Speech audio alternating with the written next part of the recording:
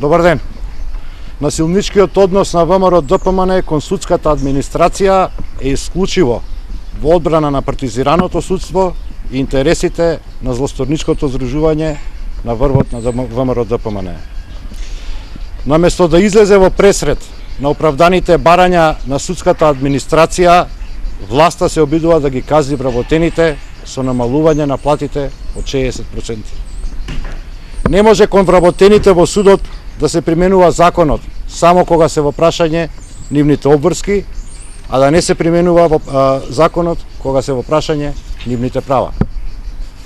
Зошто вака ревносно не се применува законот во делот кој што се однесува на обука на судските службеници? Зошто вака ревносно не се заложат за минимално подобрување за условите на работа? Законот треба да се применува целосно, а не селективно. Покачувањето на платите од 35% се однесуваше само на судиите и јавните обвинители, но не и на судската администрација.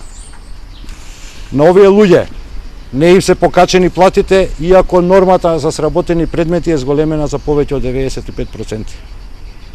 Токму заради ваквата селективност и насилничко однесување кон вработените во судството, кон судиите и јавните обвинители, целокупниот правосуден систем на Република Македонија е на најниското можно ниво.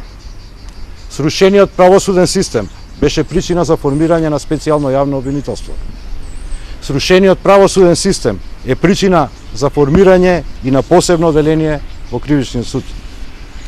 Само независно и непристрасно и ефикасно судство може да создаде амбиент за почитување на човековите права и еднаквост на сите граѓани пред уставот, законите и институциите.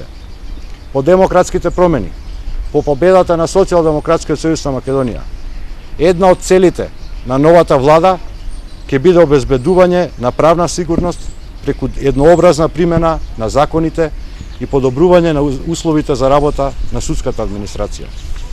Социјалдемократскиот сојуз на Македонија се обврзува по промените да ги зголеми платите на судската администрација и да воведе флексибилно работно време кое што ќе започнува во 7:30 наутро.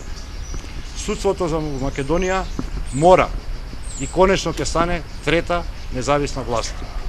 Судството нема да зависи од партиите, туку ќе го штити законот, правата на граѓаните и уставниот поредок.